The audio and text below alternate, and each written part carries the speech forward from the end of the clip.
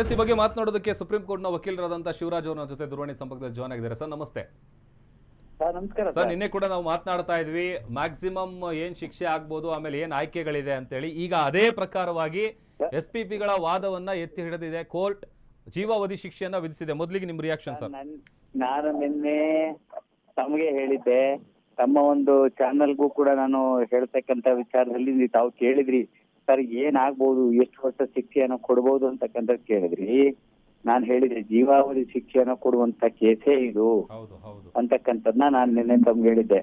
ಆದ್ರೆ ಹಲವಾರು ವಕೀಲರುಗಳು ಹಲವಾರು ಜನಗಳು ಹೇಳ್ತಕ್ಕಂಥದ್ದು 10 ವರ್ಷದವರೆಗೆ ಕೊಡ್ತಾರೆ ಅಂತಕ್ಕಂಥದ್ದು ಇಲ್ಲ. ಇದು 376 ಅಲ್ಲಿ ಹೇಳ್ತಕ್ಕಂಥದ್ದು ಏನಾಗಿದೆ, ಜೀವಾವಧಿ ಶಿಕ್ಷೆಯನ್ನು ಕೊಡ್ತಕ್ಕಂತಹ ಕೇಸೇ ಇದು ಅಂತಕ್ಕಂಥದ್ದನ್ನ ನಾನು ನಿನ್ನೆ ತಮ್ಗೆ ಹೇಳಿದ್ದೆ. ಆದ್ರೆ ಇವತ್ತು 10 ಲಕ್ಷ ರೂಪಾಯಿ ದಂಡವನ್ನು ಹಾಕಿರೋದ್ರಲ್ಲಿ 7 ಲಕ್ಷ ಸಂತ್ರಸ್ತೆಗೆ ಕೊಡಬೇಕು ಅಂತಕ್ಕಂಥದ್ದು ಕೂಡ ಇದರಲ್ಲಿ ತೀರ್ಪುನ ಇಟ್ಟಿದೆ. ಹೌದು. ಈಗ ಮುಂದೆ ಏನ್ ಆಪ್ಷನ್ಗಳಿದೆ ಅಂತ ಈಗ, ಯಾಕಂತಂದ್ರೆ ಒಂದ್ ಕಡೆ ಕಾನೂನು ಹೋರಾಟ ಮಾಡಬೇಕು ಅಂತೇಳಿ ತಂದೆ ರೇವಣ್ಣ ಅವರು ಕೂಡ ರೆಡಿ ಆಗಿದ್ದಾರೆ ಅನ್ನುವಂತ ವಿಚಾರ ಕೂಡ ಗೊತ್ತಾಗಿತ್ತು. ಸರ್, ಇಲ್ಲಿ ಕಾನೂನು ಹೋರಾಟ ಇವ್ರು ಹೈಕೋರ್ಟ್ಗೆ ಹೋದ್ರೂ ಕೂಡ ಕಷ್ಟ ಇದೆ.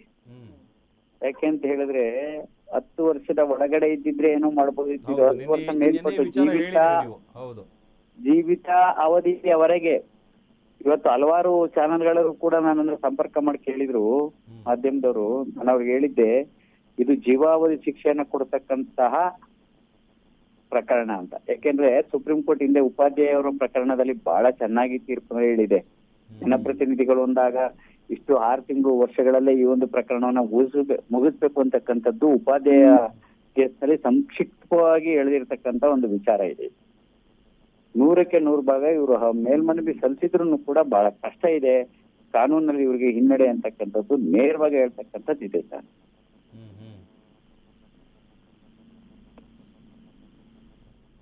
ಯಾಕೆಂತ ಹೇಳಿದ್ರೆ ನಾನು ನಿನ್ನೆನೆ ತಮ್ಗೆ ಹೇಳಿದ್ದೆ, ಇದ್ರ ಜೀವಾವಧಿ ಶಿಕ್ಷೆಯನ್ನು ಕೊಡ್ತಕ್ಕಂತ ಪ್ರಕರಣ ಇದು ಅಂತ ತಾವು ಬಹಳಷ್ಟು ಚಿಂಡ್ರಿಸಿ ನನ್ನನ್ನ ಕೇಳಿದ್ರಿ.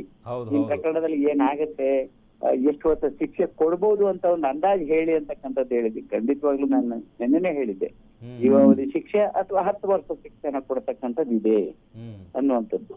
ಇವತ್ತು ಬಹಳಷ್ಟು ಜನ ನೀವು ಹೇಳಿದಂತ ಒಂದು ವಿಚಾರ ಸಂಕ್ಷಿಪ್ತವಾಗಿ ಇವತ್ತು ತೀರ್ಪು ಹೊರಗೆ ಬಂದಿದೆ ಅಂತಕ್ಕಂಥದ್ದನ್ನ ಹೇಳ್ತಿದ್ದಾರೆ.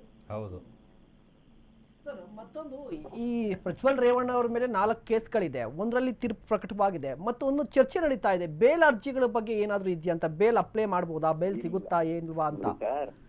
ಈಗ ಬೇಲ್ ಸಿಕ್ಕಿದ್ರು ಕೂಡ ಅವ್ರಿಗೆ ಜೀವಾವಧಿ ಶಿಕ್ಷೆ ಈ ಕೇಸ್ ನಲ್ಲಿ ಕನ್ಫರ್ಮ್ ಆಗಿದೆಯಲ್ಲ. ಒಂದು ಕೇಸ್ ನಲ್ಲಿ ಕನ್ಫರ್ಮ್ ಆಯ್ತು, ಇನ್ನೊಂದು ಕೇಸ್ ನಲ್ಲಿ 10 ವರ್ಷ ಜೀವಾವಧಿ ಶಿಕ್ಷೆ ಕೊಟ್ರು ಅಂತ ತಿಳ್ಕೊಳ್ಳಿ, 10 ವರ್ಷ ಶಿಕ್ಷೆ ಕೊಟ್ರು ಅಂತ ತಿಳ್ಕೊಳ್ಳಿ, ಇನ್ನೊಂದ್ರಲ್ಲಿ 5 ವರ್ಷ ಕೊಟ್ರು ಅಂತ ತಿಳ್ಕೊಳ್ಳಿ. ಆದ್ರೆ ಮೊದಲನೆಯ ತೀರ್ಪು ಯಾವ್ದು ಜೀವಾವಧಿ ಶಿಕ್ಷೆ ಅಂತಕ್ಕಂಥದ್ದು ಬಂದಿದೆ, ಅದಕ್ಕೇನೆ ಎಲ್ಲವೂ ಕನ್ಫ್ಯೂಸ್ ಆಗುತ್ತೆ. ಚಾನ್ಸಸ್ ಕಡಿಮೆ. ಅಂದ್ರೆ ನೆಕ್ಸ್ಟ್ ಯಾವುದೇ ಕೇಸ್ ಬಂದ್ರು ಕೂಡ ಅದರಲ್ಲಿ ಎಷ್ಟು ವರ್ಷ ಜೀವ ಶಿಕ್ಷೆ ಆದ್ರೂ ಕೂಡ ಇದನ್ನೇ ಕನ್ಸಿಡರ್ ಮಾಡ್ತಾರೆ ಅಂತ. ಹೌದು, ಇದು ಹೈ ಅಲ್ವಾ. ಈಗ ಉದಾಹರಣೆಗೆ 15 ಆದ್ಮೇಲೆ 10 ಬರೋದು ಅಲ್ವಾ. 15 ಫಸ್ಟ್ ಆಯ್ತು ಅಂದಾಗ 10 ಡೌನ್ ಆಗುತ್ತೆ. ಬಟ್ ಕನ್ಸಿಡರ್ ಮಾಡೋದು ಯಾವಾಗ 15ನೇ ಕನ್ಸಿಡರ್ ಮಾಡ್ಬೇಕಲ್ಲ. ಇದು ಲೈಫ್ ಆಯ್ತಲ್ಲ ಸರ್. ಅಂದ್ರೆ ಈಗ ಹೈಕೋರ್ಟಿಗೆ ಕಷ್ಟ ಇದೆ ಅಂತ ಹೇಳಿದ್ರಿ, ಆಮೇಲೆ ಹೈಕೋರ್ಟಿಗೆ ಹೋದ್ರು ಕಷ್ಟ ಇದೆ, ಸುಪ್ರೀಂ ಕೋರ್ಟ್ ಹೋದ್ರು ಕಷ್ಟ ಇದೆ. ಉಪಾಧ್ಯಾಯ ಪ್ರಕರಣವನ್ನ ತೀರ್ಪು ಬಹಳ ಚೆನ್ನಾಗಿದೆ, ತಾವು ನೋಡ್ಬೋದು ಅದನ್ನ.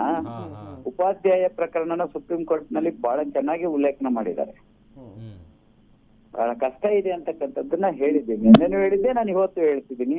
ಮುಂದಕ್ಕೂ ಈ ಪ್ರಕರಣದಲ್ಲಿ ಬಹಳ ಕಷ್ಟ ಇದೆ. ಯಾಕೆಂದ್ರೆ ಎರಡೂ ಕಡೆ ವಾದ ವಿವಾದವನ್ನ ಆಲಿಸಿದಂತ ನ್ಯಾಯಾಧೀಶರಿಗೆ ಇವ್ರು ಹೇಳ್ತಾರೆ, ಅವನಿಗೆ ವಯಸ್ಸು 34 ವರ್ಷ ವಯಸ್ಸಿದೆ, ಅವನಿಗೆ 10 ವರ್ಷ ಶಿಕ್ಷೆ ಕೊಟ್ಟರು 44 ವರ್ಷ ಅಂತಕ್ಕಂಥದ್ದು ಹೇಳ್ತಾರೆ.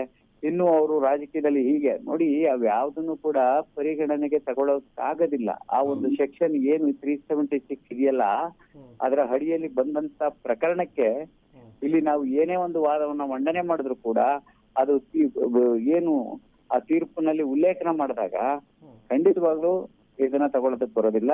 ಆದ್ರೆ ಸರ್ಕಾರಿ ವಕೀಲರ ವಾದವನ್ನೇ ಇವತ್ತು ಎತ್ತಿ ಹಿಡಿದಿರ್ತಕ್ಕಂಥದ್ದು ನೇರವಾಗಿ ಕಾಣಿಸ್ತದೆ. ಒಟ್ಟಾರೆ ಈ ಪ್ರಕರಣದಲ್ಲಿ ಈಗ ಬಂದಿರುವಂತ ತೀರ್ಪು ನಿಜಕ್ಕೂ ಒಂದ್ ರೀತಿ ಒಂದು ಟಾಕ್ ಇರುತ್ತಲ್ಲ ಸರ್, ಸಹಜವಾಗಿ ದುಡ್ಡಿರೋರಿಗೆ ಒಂದು, ಇಲ್ಲ ಅಂದವರಿಗೆ ಒಂದು ಅಂತ. ಹೌದು, ಇನ್ನು ಜೀವನದಲ್ಲಿ ಯಾವುದೇ ಒಬ್ಬ ವ್ಯಕ್ತಿ ಕೂಡ ಇಂಥ ಒಂದು ಪ್ರಕರಣದಲ್ಲಿ ಭಾಗಿಯಾಗಬಾರ್ದು ಅನ್ನೋದಕ್ಕೆ ಇವತ್ತು ಕರ್ನಾಟಕದಲ್ಲಿ ಐತಿಹಾಸಿಕವಾದಂತ ಒಂದು ತೀರ್ಪನ್ನ ಮಾನ್ಯ ನ್ಯಾಯಾಧೀಶರು ಗಜಾನನ ಭಟ್ಟ ಸಾಹೇಬರು ಹೇಳಿದ್ದಾರೆ ಜನಪ್ರತಿನಿಧಿಗಳ ನ್ಯಾಯಾಲಯದಲ್ಲಿ. ಬಟ್ ಇದು ಎಚ್ಚರಿಕೆ ಗಂಟೆ ಅಂತಕ್ಕಂಥದ್ದನ್ನ ಹೇಳ್ಬೋದು. ಓಕೆ ಥ್ಯಾಂಕ್ ಯು ಶಿವರಾಜ್ ಅವರೇ, ಅಶ್ವವೇಗ ನ್ಯೂಸ್ ಒಟ್ಟಿಗೆ ಮಾತನಾಡಿದ್ದಕ್ಕೆ ಥ್ಯಾಂಕ್ ಯು.